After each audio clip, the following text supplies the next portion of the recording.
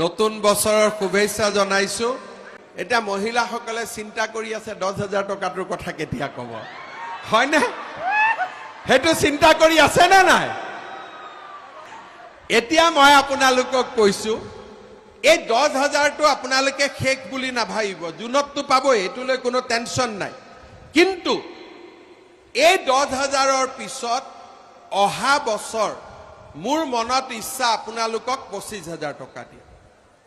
সেইকাৰণে এই 10,000 টকাটো আপোনালোকে ভাল কৰি খৰচ কৰিব, যাতে আমি আপোনালোকক অহা বছৰ আকৌ 25,000 টকা দিব পাৰোঁ। আৰু 25,000ৰ পিছত মোৰ মনত ইচ্ছা আছে আৰু 50,000 টকা। তাৰমানে 10,000 জুনত দিম, 2025, 2026ত 25,000, 2027ত 50,000।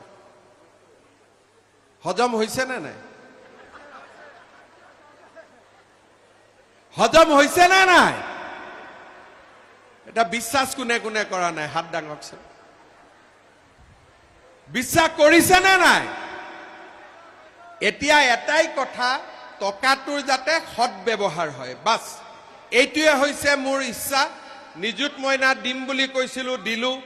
অৰুণোদয় দিম বুলি কৈছিলো, দিলো। লাইটৰ দাম কমাম বুলি কমাইছিলো। জিঅ' টেগিং কৰিম বুলি কৈছিলো, কৰিলো। কলেজৰ এডমিশ্যন বিনামূলীয়া কৰিম বুলি ক'লো, কৰিলো।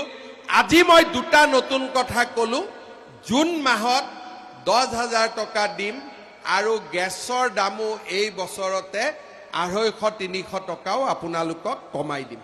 এইখিনি কথাও মই আজি আপোনালোকক কৈ থৈ গ'লো, যাতে আমাৰ দুখীয়া মানুহ, মধ্যবিত্ত মানুহ একো কষ্ট কৰিব নালাগে, মাত্ৰ ল'ৰা ছোৱালীক পঢ়াব লাগে, ডাঙৰ দীঘল কৰিব লাগে, চাকৰিৰ কাৰণে টকা নালাগে। চাকৰি নাপালে আমি চৰকাৰৰ পৰা বিত্ত সাহায্য দিম, যদি ব্যৱসায় কৰিব পাৰে, ইণ্ডাষ্ট্ৰী কৰিব পাৰে। আৰু অসমতো আমি ডাঙৰ ডাঙৰ উদ্যোগ আনিম। কেইদিনমান পিছতে নামৰূপত সাৰ কাৰখানা আৰম্ভ হ'ব। ডাঙৰ ডাঙৰ উদ্যোগ আনিম, যাতে অসমৰ ল'ৰা ছোৱালীয়ে বাহিৰত গৈ 7,000 টকাত কাম কৰিব নালাগে। 1 লাখ টকাৰ চাকৰি কৰিব যাওক, 80,000 টকাৰ চাকৰি কৰিব যাওক, কিন্তু 7,000, 8,000 টকাৰ চাকৰি কৰিব যাতে কোনেও যাব নালাগে। ইয়াৰ উপৰিও চাহ বাগিচাৰ কাৰণেও মই কৈ ৰাখিছো যে এই বছৰৰ পৰা আমি নতুন ব্যৱস্থা কৰিম। বাগিচাৰ লাইনৰ মাটিৰ অধিকাৰো যাতে বাগিচাৰ মানুহে পাব পাৰে, বাগিচাৰ মানুহ যাতে ঘৰৰ মালিক হ'ব পাৰে, তাৰো ব্যৱস্থা মই কৰিবৰ কাৰণে গৈ আছো।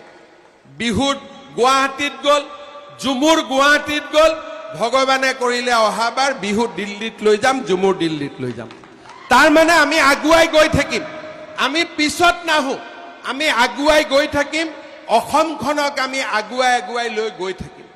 কংগ্ৰেছক ভোট দিলে আমি আগুৱাই যাব নোৱাৰো, লুঙি ধুতিত পৰিব লাগিব। আৰু বিজেপিক ভোট দিলে আমি আগুৱাই গৈ থাকিব পাৰিম। দিল্লীত মোদীৰ চৰকাৰ, দিছপুৰতো মোদীৰ চৰকাৰ, পঞ্চায়তো মোদীৰ চৰকাৰ। এটা ইঞ্জিনে নহয়, 3টা ইঞ্জিনে ৰেলগাড়ী একদম এক্সপ্ৰেছ চলাই থাকিব। 3টা ইঞ্জিন। আমাক ডাবল ইঞ্জিন চৰকাৰ নহয়, আমাক ট্ৰিপল ইঞ্জিন চৰকাৰ লাগিব, যাতে আমি অসমখনক আগুৱাই লৈ গৈ থাকিব পাৰো। হ'ব? লুঙিৰ ভোট বাংলাদেশত, অৰুণোদয়ৰ ভোট অসমত, ধুতিৰ ভোট বাংলাদেশত, সূতাৰ ভোট বাংলাদেশত, আমাৰ ইয়াতে নিযুত মইনা, সত্ৰ সংস্কৃতি, ঝুমুৰ বিহু ইয়াতে। আমাৰ অসমত আমাৰ নিজৰ ভোট। আপোনালোকে বুজি পালে? বহুত বহুত ধন্যবাদ।